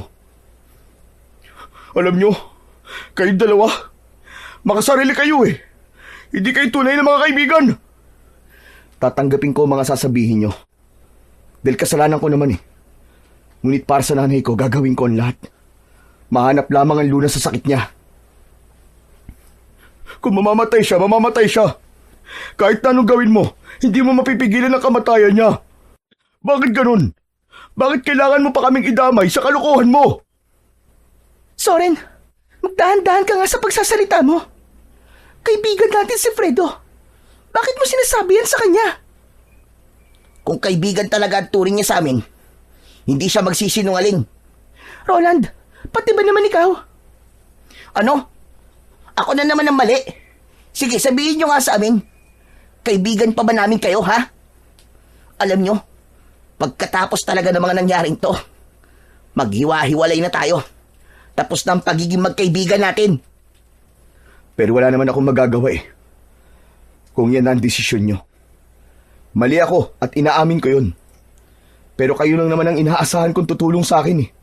Kaya ko to nagawa. Pero mali eh. Dahil sa umpisa pa lang niloko mo na kami. Lalo-lalo ka na, Esther. Magsama kayong dalawa. Total, palagi naman siyang kinakampihan mo eh. Magkasabwat pa kayo. Wala akong kinakampihan at wala rin akong pinipili. Pareho ko kayong kaibigan, kaya pwede ba tama na ang pagtatalo natin at simulan na natin na hanapin ang daan. Dahil sa galit, ay naunang naglakad sina Soren at Roland. Iniwan kami ni Esther na dismayado sa mga nangyari. Pero pagdating namin sa gitna ng kakahuyan, bigla kaming natigilan nang makita ang isang hanay ng mga kalalakihan na nakatayo sa unahan ng aming daan. May mga dala silang sibat habang nakangising umaangil na parabang mga gutom. Hindi sila nagsasalita, ngunit tumutulo ang kanilang malapot na laway. Sandali, umiinit na naman ang suot kong medalyon. Hindi sila mga tao. Sila na ang aswang. Sila ang mga nilalang na naramdaman ko kagabi. Diyos ko, anong klaseng nilalang ang mga yan? Takot na napasiksik si Soren kay Roland habang sila ay nasa unahan namin ni Esther. Humakbang sila paatras habang hindi inaalis ang paningin sa mga taong nakatayo sa unahan ng aming daan. At sa isang iglap, biglang nagbago ang anyo ng mga tao. Naging isang nakakatakot na halimaw, nakahawig ng kalabaw. Humaba ang kanilang dila na pilit kaming inaabot. Dahil sa bilis ng pangyayari, wala na akong ibang nagawa, kundi ang tumakbo. Takbo! Takbo na! Halos magkakasabay kaming lahat sa pagtakbo, papalayo sa mga nilalang na humahabol sa amin. Lintik na! Wala namang katapusan to! Doon, sa gawing yun! Doon tayo magpunta! Bilisan nyo! Dahil sa pagmamadali naming makatakas, ay hindi na namin namalayan kung saan nawala si Esther. Nakalimutan ko, nahirap pala siyang tumakbo dahil sa sugat niya sa binti. Roland, Soren! Si Esther nawawala! Anak ng putya! Nasa si Esther? Hindi kami makabalik dahil malapit na kaming abutan ng mga aswang na humahabol sa amin. Si Esther! Balikan natin siya! Habang tumatakbo kami, ay biglang nanigas ang aming binti. Hindi namin maigalaw na parabang may malakas na puwersang pumipigil sa aming katawan. Roland! Hindi ko maigalaw ang katawan ko! Tulungan niyo ako! Ako rin, Fredo! Parang may bumabalot na malakas na puwersa sa katawan ko! Nakita ko rin si Zorin na hindi na rin nakakaalis sa kinatatayuan. Maya-maya pa ay dumating na ang mga aswang. Pinalibutan nila kami. Nakikiusap kami. Huwag niyo kami sasaktan. Wala kaming ginagawa masama sa inyo. Pakiusap. Imbis na magsalita, ay umangil ang nasa unahan ng hanay. Lumapit siya sa amin at pinahaba ang dila, saka idinikit yun sa aming pisngi. Nanginginig kami sa takot, pero pilit kaming nagpupumiglas. Si Roland ang hindi nila malapitan dahil sa suot niyang medalyon. Pero kaming dalawa ni Zorin, pinagkakaguluhan kami ng mga aswang na parabang ngayon lang sila nakakita ng tao. Lumayo ka! Lumayo ka sa akin! Ngunit hindi sila nakinig sa aming mga pakiusap. Isang malakas na suntok ang tumama sa aking tiyan, at kahit gusto kong hawakan ang aking tiyan, ay hindi ko yun magawa. Tama na! Huwag niyo saktan ang mga kaibigan ko! Sino ba kayo? Bakit niyo ba kami ginaganito? Maawa naman kayo! Umalingaw ang hiyawan na para bang mga huni ng kwago. Habang pinagtutulungan kaming bugbugin ng mga ito, ng mga sandaling yon, iniisip ko na yun na ang katapusan namin. Kaya wala na akong nagawa, kundi ang humingi ng tawad sa mga kaibigan ko. Patawarin niyo ako. Patawad. Dahil dinala ko kayo rito. Patawarin niyo ako. Sa muling paglapat ng suntok ng aswang sa aking katawan, ramdam na ramdam ko ang sakit. Maya-maya pa ay biglang nagsalita si Roland. Malakas yun na sinabayan ng malakas na ihip ng hangin. Tinatawagan ko ang kapangyarihan ng medalyon! Sumanib ka sa amin upang makawala sa itim na kapangyarihang bumabalot sa aming katawan! Lahat ng biktimang namatay sa gubat na to, tinatawag ko kayo! Itaboy niyo silang lahat! Isang mas malakas na pag-ihip ng hangin ang humampas sa aming katawan, kasunod ng pagtataboy sa mga aswang. Pilit nila kaming inaabot, ngunit bigo sila na mahawakan kami. Nawala ang malakas na puwersang bumabalot sa aming katawan. Dahil doon, napaluhod kaming tatlo sa lupa. Hindi napigilan ni Soren ang hindi magtaka sa kapangyarihang yon ni Roland. Ano ba talagang klaseng medalyon yan, Roland? Akala ko walang silbi ang bagay na yan. Hindi ko rin nakalain na meron palang ganitong klaseng kapangyarihan ang medalyo ni Lola. Ngayon ko lang ito nasubukan Kahit anong klaseng medalyon pa yan, ang mahalaga, iniligtas niya tayo. Tara na, kailangan nating mahanap si Esther. Ano? Babalik tayo sa lugar na yun para hanapin si Esther? Oo, Soren. Nasa panganib siya. Kailangan natin siyang balikan. Aswangan lahat ng mga nakatira rito. Natitiyak ko na napadpad tayo sa lungga ng mga aswang. Totoo bang sinasabi mo, Roland? Oo, sapagkat ang kapangyarihang bumalot sa atin ay kapangyarihang taglay ng isang malakas na aswang. Maaaring ang mga nilalang na yon ay alagad ng isang malakas na aswang na umaatake gamit ang isang itim na mahika. Diyos ko, makakalabas pa ba tayo rito ng buhay? Tiwala lang sa Diyos. Tiwala lang. Yun ang pinakamalakas na sandata natin laban sa kanila. Ang mabuti pa, iwanan na natin ang mga bag natin at dalhin na lang natin ang mahalagang bagay.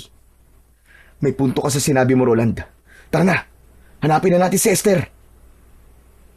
Iniwan namin ang bag sa gilid ng malaking kahoy. Nagdala lang kami ng flashlight. Malalaki ang hakbang na naglakad kami pabalik sa lugar kung saan namin naiwan si Esther. Ngunit wala na ang kaibigan namin.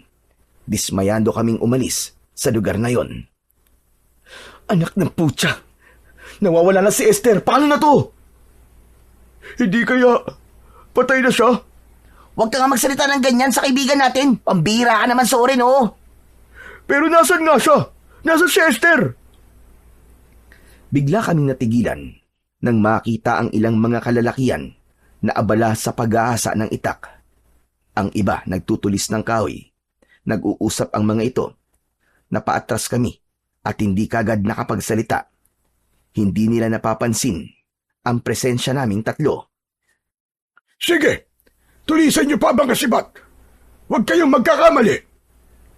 Dahan-dahan ang ginawa naming pag-atras dahil iniisip namin na aswang din sila. Kagaya ng mga nilalang na umatake sa amin kanina.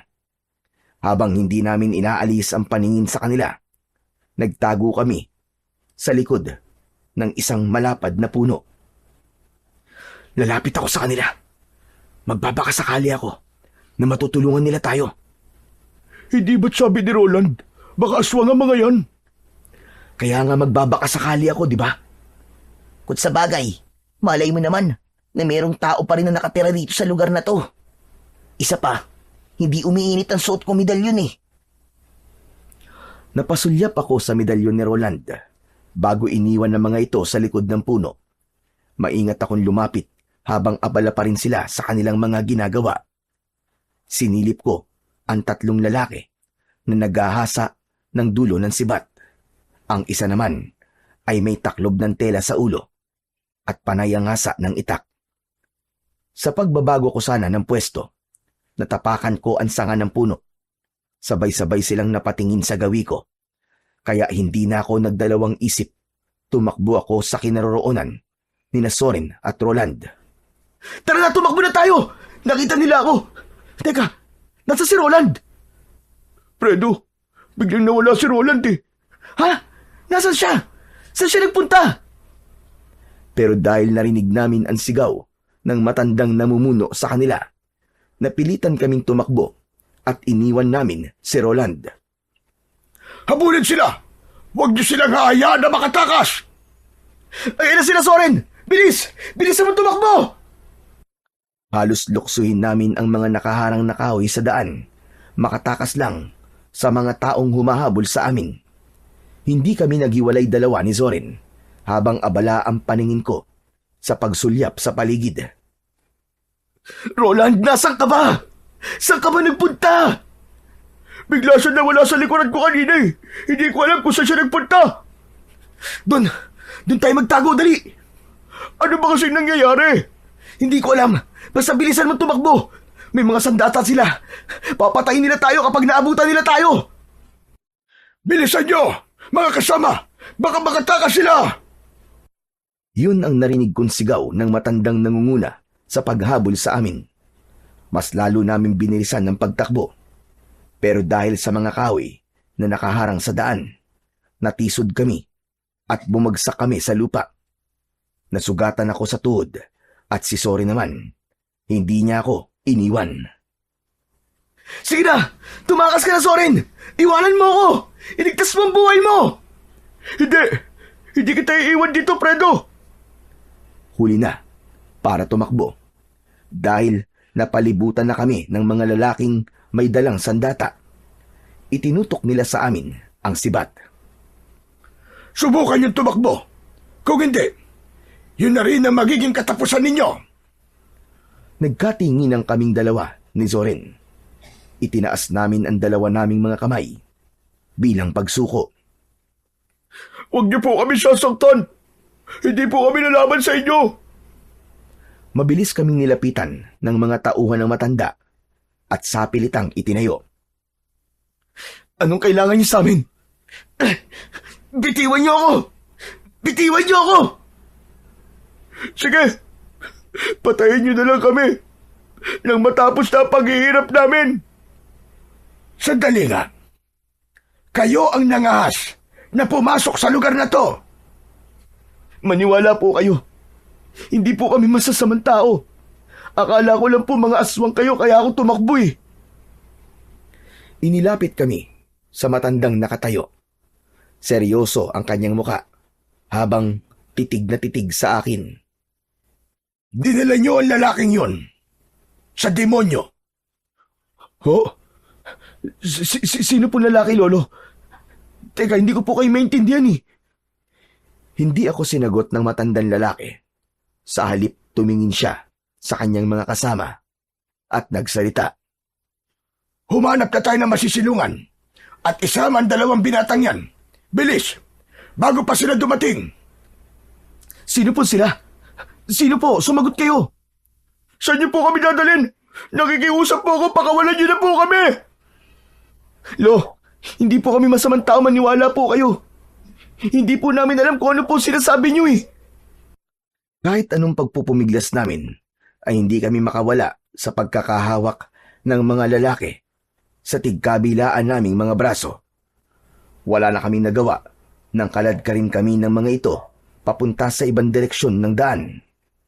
Pagkalipas ng kalahating oras na paglalakad, ay narating namin ang kuta ng mga lalaking dumampot sa amin. Nang mga sandaling yon, ay kalat na ang dilim sa paligid. Maraming nakasinding sulo at halos maliwanag na ang lugar. na pinagdalhan sa amin. Nakita namin ang halos kasing edad naming mga lalaki na para bang nagsasanay sa paghawak ng armas. Sige na, pakawalan niyo na sila. Umupo kayo sa malaking bato na yan.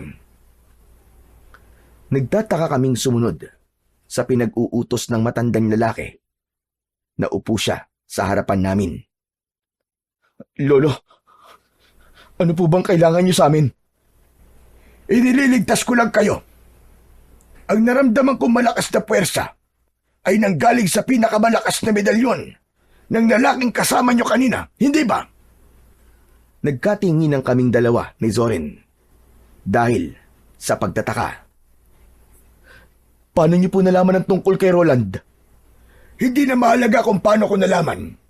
Ang mahalaga, nandito kayo sa ligtas na lugar. Kanina po kasi sinabi niyong baka dumating sila. Sino po bang sila ang tinutukoy niyo, Lolo? Lolo Espilo, ang itawag niyo sa akin. Ang tinutukoy ko kanina ay ang mga aswang na bagat. Ang mga nilalang na totoong nakatira sa kagubatang ito. Sila ang mga nilalang na papatay sa inyo. Ano pong ibig niyo sabihin? Papatayin nila kayo bilang pag-aalay sa kanilang suprema. Suprema? Alay? Pero, mga lalaki po kami. Akala ko po ba dalagang birhen lamang ang inaalay? Hindi birhen, kundi isang binatilyong may suot na medalyong tres pico dignum o medalyong naguutos sa hangin para alisin ang malakas na puwersa ng kadiliman. Si Roland po ba? Siya po ba ang tinutukoy niyo, Lolo Espilo? Siya po ang alay? Oo, tama ka. Sapagkat dinala kayo rito upang maisagawa ang pag-aalay. Nagkatinginan kaming dalawa ni Zorin. Hindi namin maintindihan kung ano ang ibig sabihin ng matanda. Ang mga bagat ay aswang na binuhay ng isang anak ng demonyo. Sumasamba sila sa demonyo ng bundok. Kailangan nila ng pag-aalay ng isang tao na may dugo ng antingero. At marahil sa mga sandaling ito, ang kaibigan nyo na si Roland ay nasa mga kamay na nila. Napili nila ang kaibigan nyo para siya ang gawing alay. Kung totoo po ang sinasabi niyo, Lolo Espilo, kailangan po ni Roland ng tulong namin. Hindi magiging madali ang paglaban sa kanila sapagkat balot sila ng kapangyarihang itim. At nang makita kita, Fredo po. Ako po si Fredo. Siya naman po si Zorin. Nang makita kita kanina, Fredo, marahil ikaw na nga ang binatang matagal ko nang hinihintay. Ano po? Hinihintay niyo po ako? Oo. Nakita ko sa iyo ang isang kakaibang liwanag na nagsasabing ikaw ang karapat-dapat para sa makapangyarihang tungkod. Ho? Paano po si Fredo? Ngayon lang naman po namin kayo nakausap Hindi ako isang ordinaryong tao lamang. May kakayahan akong makakita sa inaharap. Isa akong babaylan. Kaya nga alam ko na sa mga sandaling ito, nasa piling na ng mga bagat ang kaibigan ninyo. Ngayon na magaganap ang pag-aalay, kunin mo, Fredo, ang tungkod dito. Hawakan mo. Inabot sa akin ni Lolo Espilo ang tungkod. At nang hawakan ko yun, biglang nawala ang sugat ko sa tuhod. Lumiwanag din ang paningin ko na kahit gabi na, ay malinaw kong nakikita ang paligid.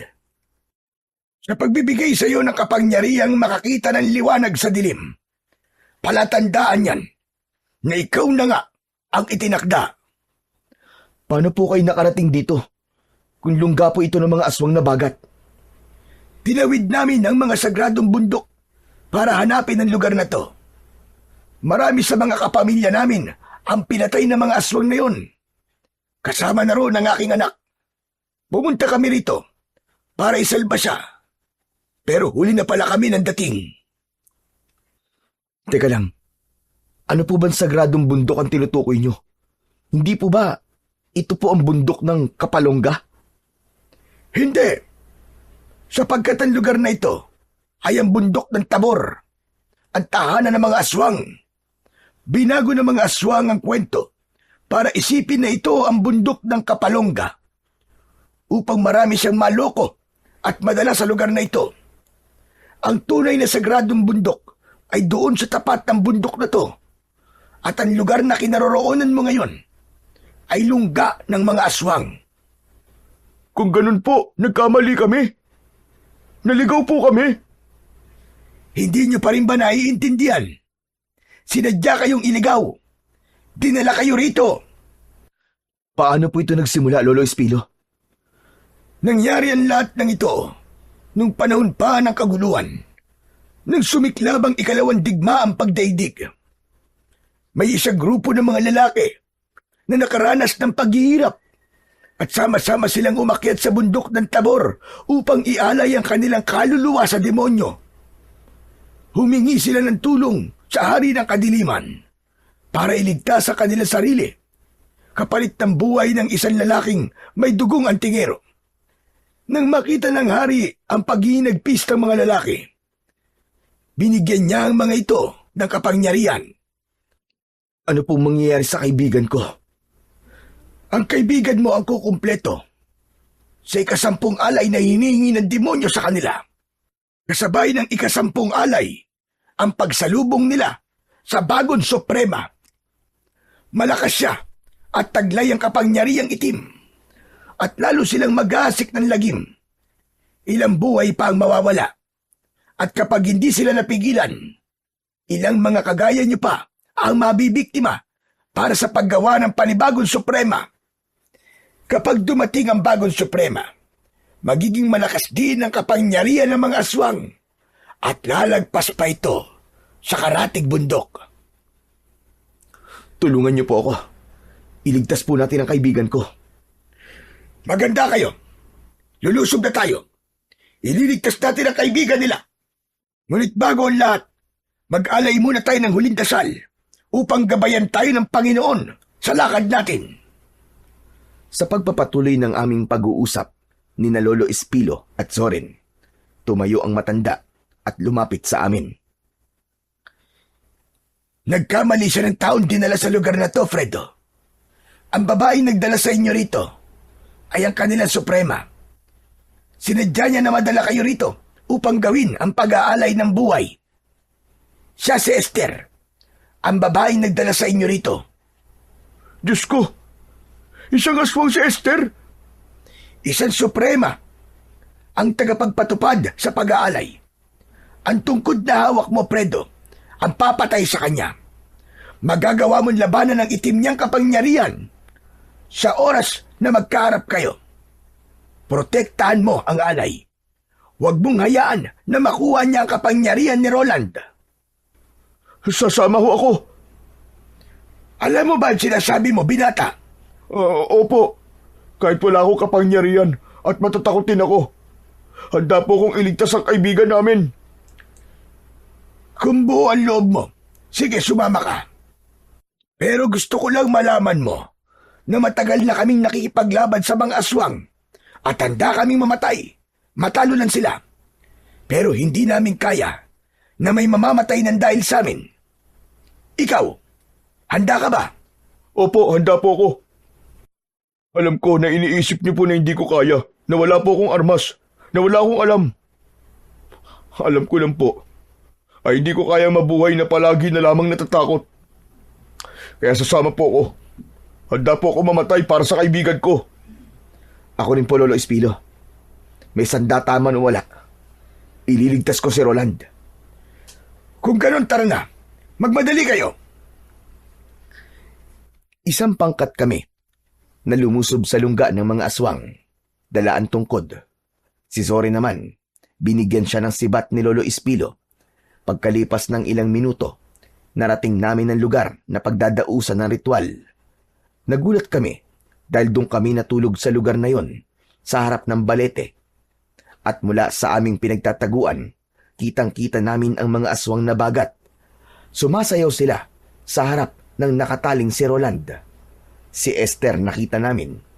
Ipinapasa sa kanya ang koronang gawa sa sanga ng kahoy at sa dulo nun ay merong nakatusok na mga bungo ng sanggol. Hindi napigilan ni Soren ang hindi magalit kay Esther.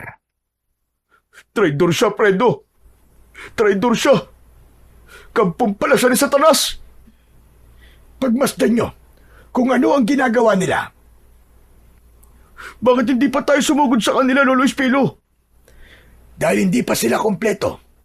Maghintay kayo dahil magpapakita sa lugar na yan ang hari at reyna nila. Matyaga kaming naghintay sa pagdating ng hari at reyna. Maya-maya pa ay nanlaki ang aking mga mata nang mula sa sulok ng kakawyan ay dumating ang mag-asawa. Anak ng... Teka, Fredo, hindi ba sila yun? Yung mag-asawa sa karinderya? Pambihira! Muntik na tayo kumain ng lutong ulam nila. Kung nakakain kayo ng pagkain na itinitinda nila, marahil may hawa na kayo ng aswang. Nagtiwala po kasi kami kay Esther eh. Inatake pa siya ng aso kanina. Talagang paniwalang paniwala kami na nasa panganib siya. Natural, para mahulog kayo sa bitag niya. Habang tahimik naming pinapanood ang pagsasagawa nila ng ritual, nagising si Roland. Inilinga-linga niya ang paningin sa paligid. Esther! Hayop ka! Pakawalan mo ako rito! Nasaan ako? Nasaan ako, Esther? Sumagot ka! Lumapit si Esther sa kinaroroonan ni Roland. Sa pagkakataong yun, kakaiba na ang mga mata ng dalaga. Esther, ano to? Bakit mo ito ginagawa? Katungkulan ko to. Ang magdala ng mga alay sa gubat na to. Ang kunin ng loob nyo. Para sa kapangyarihan ko. Hayop ka! Itinuring ka namin na kaibigan at higit pa sa kapatid. Paano mo nagawa sa amin to? Traidor ka! Kasalanan nyo. Kung madali kayong magtiwala. Ha! Wala kayo. Madali kayong mauto. Ang ibig mo sabihin ay nagkunwari ka lang. Arte mo lang ang lahat ng yun. Napakasama mo. Masahol ka pa sa demonyo. Kung ako lang ang kailangan mo, sana ako na lang. Hindi mo na sana dinamay pa ang mga kaibigan ko. Sino ba nagpilit na sumama rito, di ba? Si Fredo? Bakit hindi ko siya idadamay?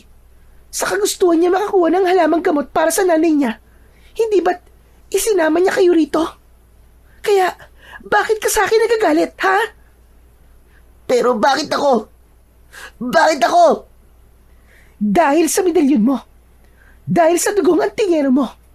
At sa lahat ng mga napili ko. Ikaw ang puro. At hindi ako nagkamali sa pagpili sa'yo. Hindi.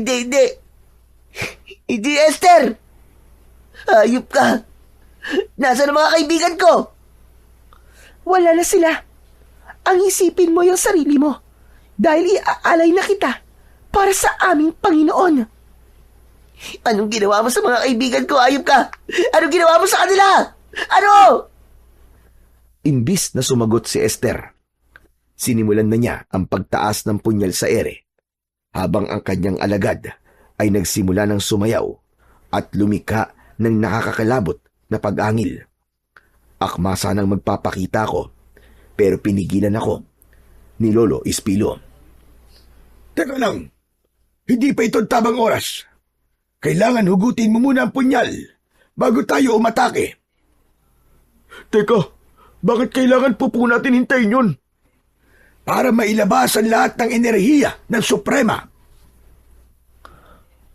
Wala na akong nagawa, kundi ang bumalik sa pinagtataguan namin. Maya-maya pa ay umalingaw-ngaw na ang boses ni Esther. Mahal na Panginoon ng kadiliman, tanggapin mo ang alay ko. Umanib ka sa akin. Bigyan mo kami ng lakas at kasaganaan. Ang lahat ng alagad ni Esther, pati ang mag-asawang naroon, nagsimulang yumuko at tumayo habang nakapikit. Lumitaw ang kulay itim na usok sa paligid ni Esther. Kasunod ang pagbabagong anyo niya. Mula sa pagiging tao, lumitaw ang 2 sungay niya sa ulo. Humaba ang mga kuko. Tumubo ang mga pangil sa bibig at naging kulay pula ang mga mata.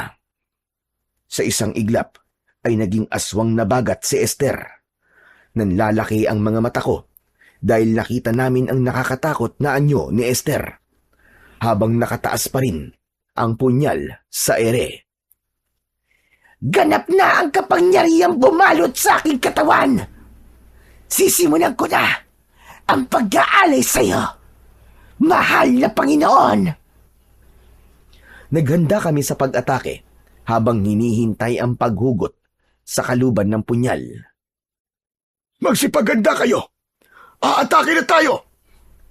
Kasabay ng pag-angil ni Esther, hinugot nito ang punyal pagkatapos ay lalapit sana kay Roland. Ngunit lumabas sa dibdib niya ang dulo ng sibat. Mula yon sa likod at tumagos sa dibdib ni Esther. Si Soren ang sumaksak kay Esther.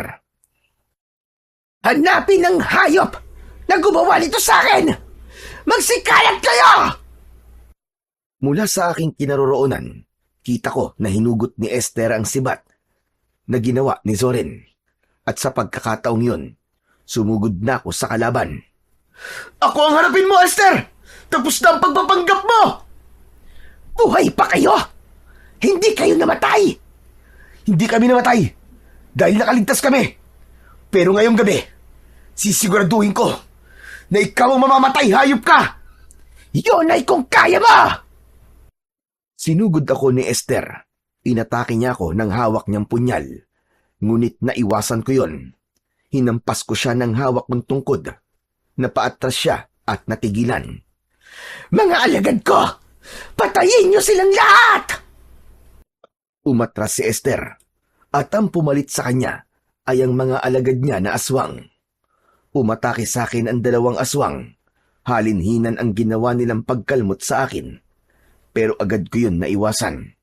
Gumanti ako sa kanila ng hampas ng tungkod at nang tamaan ko sa balikat ang isa sa kanila. Napaluhod ng aswang at kita ko na nadurog ang kanyang buto. Sa huling palo, natanggal ko ang ulo ng aswang at nasunog. Ganon din ang ginawa ko sa isa pang aswang. Nang mapatay ko ang mga aswang bagat, nakita ko na hawak ni Esther sa leeg, si Roland. Sige! Ituloy niyo ang pagpatay sa mga alagad ko! Tignan ko lang kung hindi ko laslasin ang leeg ng kaibigan mo! Tumigil kaming lahat sa pag-atake. Ngunit si Zoren, nagawa niyang kumilos sa kabila. Hindi halos ako humihinga habang pinanonood siya kung paanong dahan-dahan lumalapit kay Esther. Nang makahanap ng tiyempo, agad na sinunggaban ni Soren ang braso ni Esther at nagpambuno ang 2. Fredo! Tulungan mo si Soren! Ako na ang bahala kay Roland! Tumakbo ako kay Lolo Espilo. Bumuelo ako. Pinalo ko ng malakas ang ulo ng suprema ng mga aswang. Bumagsak siya sa lupa, kasama si Soren. Napasigaw ako nang makitang bumaon ang punyal sa braso ni Soren. Soren! Lumayo ka na sa kanya! Dalihan mo! Kasunod ng pagtalon ko ng mataas, ang pagbagsak ko sa lupa at tumama ang tungkod sa ulo ng aswang. Sumuka ng dugo si Esther, pero gumanti siya sa akin ng kalmot at suntok sa muka. Nasugatan ako, kaya napaatras ako papalayo sa kanya. Maya-maya pa, ginamit niya sa amin ang itim na kapangyarihan niya. Pamilyar sa amin ang puwersang bumalot sa aming katawan. Hindi kami makagalaw. Siguro naman, natatandaan niyo kung ano ang ginawa ko sa inyo. Hayop ka! Ikaw pala ang gumawa nun sa amin! Magbabayad ka talaga! Mayangganan ng kasamaan mo, Esther! Tandaan mo yan! Mayangganan ng lahat ng kasamaan mo! Napansin ko ang lahat ng mga kasama namin ay hindi makagalaw. Nagkatamaan kami ng mata ni Roland. Alam niya kung ano ang ibig kong sabihin. Lumapit sa akin si Esther. Balak niyang kunin ang tungkod ko. Ngunit napaso siya. Inulit niyang hawakan ng tungkod. Ngunit sa pagkakataong yun, dumikit ang kanyang kamay sa tungkod ko. Roland! Gawin mo na! Utusan mo ang medalyon! Sa bisa ng aking medalyon, espiritu at ng hangin, tanggalin sa aming lahat ang kapangyarihang itim na bumabalot sa amin! Lumakas bigla ang ihip ng hangin. Namatay ang mga apoy. Natira lang ay ang siga sa gitna. Sinabayan ko naman yun ng pagtawag sa bisa ng tungkod. At sa bisa ng kapangyarihan ng tungkod, sunugin ang katawan ng nilalang na ito! Nagkikikisay ang katawan ni Esther. Maging ang natitirang mga aswang na naroroon, na wala rin ng puwersang pumipigil sa aming katawan. Kanya-kanyang dampot ng sibat ang mga tao at sinaksak nila ang mga aswang. Bumagsak ang mga ito sa lupa habang nagkikikisay at bumubula ang bibig. Hindi kayo magtatagumpay! Hindi kayo magtatagumpay! Ang masasamang nilalang na kagaya mo, ang hindi magtatagumpay! Magsama-sama na kayo ng mga kapwa mo demonyo sa impyerno! Ngunit sinubukan ng magulang ni Esther na pigilan ako. Ngunit malakas kong ipinalo ang tungkod sa katawan nila. Isinunod ko si Esther. Nasunog siya. Yumanig ang buong paligid. Gumuho ang puno na pinagtalian kay Roland at ganun na lang ang panlalaki ng aming mga mata nang lumabas mula sa puno ang malaking aswang na bagat. Huwag kayong matakot! Lalabanan natin siya! Sama-sama kaming pumwesto sa harapan ng malaking aswang. Sabay naming itinaas ni Roland ang sandata namin. Sa isang iglap, nagkaroon ng apoy ang sandata namin at inatake namin ang malaking aswang.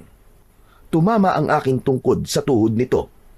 Napaluhod siya sa lupa at lumikha pa yon ng pagyanig. Ang medalyon naman ni Roland, itinapat niya sa ulo nito. At ang pinakahuli, ginamit ni Zoren ang punyal ni Esther. Nilaslas niya ang leeg ng malaking aswang. Bumagsak ito sa lupa hanggang sa masunog ang katawan nito at maging abo. Sa awa ng Diyos, tuluyan na nating nabura ang lahi ng mga aswang na yun sa mundong ito. Matatahimik na ang kaluluwa ng aking anak, maging ng mga nabiktima ng mga aswang na yun. Maraming salamat po sa tulong niyo sa amin, Lolo Espilo. Hindi po namin kayo makakalimutan. Ako naman ay nagpapasalamat sa inyong lahat. Lalong-lalo na sa inyo, mga kaibigan ko. Soren, Fredo, kundi dahil sa inyo, baka patay na ako ngayon. Pero totoo niyan. Ako talaga nagligtas sa'yo, Roland eh. Di ba nakita mo, umikot pa nga ako sa likod ng puno. Nilabanan ko nga, pati takot ko eh. Ang galing ko, di ba? Oo na. Salamat. Ang kulit mo. Sabay gulo ni Roland sa buhok ng kaibigan namin na si Zoren. Hindi rin ako makapaniwala na magagawa ni Zoren ang bagay na yon dahil siya talaga ang matatakutin. Tama ang sinabi niya. Nilabanan niya ang sariling takot para sa amin na mga kaibigan niya. Dahil sa pagmamahal niya sa amin. Mas nanaig ang kanyang kagustuhan na mailigtas si Roland. Bueno, natapos na ang pag-aasik nila ng lagim. Pero matanong ko nga muna kayo, ano ba talaga ang dahilan at napadpad kayo sa lugar na ito? Ang totoo po niyan, Lolo Espilo nagpunta po kami rito para po sa turmeric na gamot kay nanay upang mapigilan po ang pagkalat ng kanser sa katawan niya. May taning na po kasi ang buhay ng nanay ko. Aba, meron akong tanim na mga luya na makatutulong upang mapigilan ang pagkalat ng kanser ng iyong ina. Pero kahit uminom siya nun, iba pa rin talaga ang may pananalig ka sa Panginoong Diyos. Tama po kayo. Tanging ang Diyos lamang po ang magpapasya sa buhay natin. Teka, sumama kayo sa akin para magamot na rin natin ang mga sugat nyo at bibigyan ko kayo ng mga halaman na luya. Itanim nyo sa lugar nyo. Ibabalik ko na rin po itong tungkod nyo, Lolo Espilo. Aba, hindi na kailangan. Itusok mo lang yan sa lupa dahil hindi na yan magagamit kahit kailan. Wala na yung bisa dahil patay na ang mga aswang na bagat. Itinusok ko ang tungkod sa lupa at nasaksiyan ko ang pagbabago ng itsura nito. Naging bulok na kahoy ito at naglaho ang presensyang nararamdaman ko. Pagkatapos naming mag-usap, ay umalis na kami sa lugar na yon. Bumalik kami sa kuta ni na Lolo Espilo at ng mga tauhan niya. Nakita naming magkakaibigan ang mga halaman na luyang dilaw, saka ibinigay sa amin upang itanim. Pagkatapos, nagpaalam na rin kami sa kanila. Itinuro niya sa amin ang tamang daan pabalik sa kuweba. At ngayon, nasa labas na kami ng kuweba, ay natanaw namin ang motor namin na nakaparada sa gilid ng kalsada. Simula ngayon, hindi na tayo pupunta sa mga lugar na hindi natin kabisado. Aba, mahirap na. Ay nako, ngayon lang ako naging masaya ng ganito sa tanang buhay ko ah. Grabe, ang dami ko natutunan sa mga nangyari sa atin sa lugar na to. At may naiuwi pa tayong gamot. Samantalang, ang dami naman ito sa amin eh. Ano? Teka, ano sabi mo? Hindi naman kasi kayo nagtatanong eh. Hindi na sana tayo nagpunta rito para sa gamot na to. Pambira na yan, oo. Yan ang napapala na naglilihim sa kaibigan. Aba. Parang may hugot ka pa rin ah. Pagkatapos ng lahat, hanggang ngayon ganyan ka pa rin. Masama pa rin yata ang loob mo sa akin ah. Hindi naman. Sinasabi ko lang, kung naging tapat ka lang sana sa amin, hindi na sana tayo umabot pa sa ganito at muntik mapahamak. Di bale, may maganda rin naman nangyari, Zorin eh. Dahil nalaman natin na traidor si Esther. Biruin nyo, 1 taon natin siyang nakasama, aswang pala ang dinapurak ng lintik na yon, suprema pa. Tsaka alam nyo kung ano pa yon? Nalaman natin na buo ang samahan natin at walang makakatalo sa atin na kahit na anong puwersa ng kadiliman. Tama ka. Paano ka ba nawala sa tabi ni Zorin ha, Roland? Nakita ko kasi si Esther eh. Yun, lumapit ako sa kanya. Inihipan niya ng pulbos ang palad niya. Tapos, nalanghap ko yun. Yun, nawalan ako ng malay. Tapos paggising ko, nakatali na ang mga kamay at paa ko. Nakita ko si Esther. Nako, ibang-iba na ang itsura niya. Pero ngayon, tapos nang nakakakilabot na karanasan na yun, guys. Oh, paano? Ano pang ginagawa natin? Umuwi na tayo. Magiinuman tayo sa bahay. Sagot ko. Sakay ng aming mga motor, ay nilisan namin ang lugar na yon. Pagkalipas ng 6 na oras na pagbiyahe, ay ligtas kaming nakauwi sa bahay naming magkakaibigan. Ipinagpatuloy namin ang trabaho namin bilang isang gasoline boy sa Lucena. Sa ngayon, ang 6 na buwan na taning kay nanay ay umabot pa ng 5 taon. Pero binawian din siya ng buhay dahil sa ibang mga komplikasyon. Ngunit malaki ang naitulong ng luya kay nanay at ang pananampalataya namin sa Panginoong Diyos. Sa idinugtong na buhay na 5 taon sa kanya, ay ipinadama kong mabuti kay nanay ang pagmamahal ko sa kanya. Kaya nang lumisan siya, ay wala kong ibang pinagsisisihan, kundi ang panghihinayang sa ibang mga taon na hindi ko siya pinahalagahan noon. Ang sabi nga, maaaring iba-iba ang ama natin, ngunit ang ating ina, kahit magpalit-palit siya ng lalaki, nag-iisa lang ang nanay natin. walang kapantay, walang kapalit, at walang katumbas na halaga sa mundo. Ang maipapayo ko lang sa lahat ng mga anak na kagaya ko, maswerte kayo dahil kasama nyo pa ang nanay nyo. Dahil mahirap mawalan ng isang ina, lalo na ang isang mabuting ina. Kaya habang buhay pa siya, huwag nating palampasin ang bawat sandali na ipadama sa ating nanay ang pagmamahal natin. Natutunan ko sa mga kaibigan ko na mahalaga pa rin ang tiwala at hindi magsisinungaling. Dahil sa bandang huli, sila ang tutulong sa atin sa oras ng kagipitan. Ang kwentong inyong napakinggan ay nagpapatunay na hindi kayang talunin ng kahit na anong dilim o panganib ang totoong pagsasamahan. Sa bawat unos na kanilang hinarap, lalong tumibay ang kanilang tiwala at pagmamahal sa isa't isa. Ang mga pagsubok ay nagsilbing apoy na naglinis sa kanilang puso, nagpapatunay na ang pagkakaibigang totoo ay mananatiling matatag, liwanag sa gitna ng kadiliman, at lakas sa oras ng kahinaan.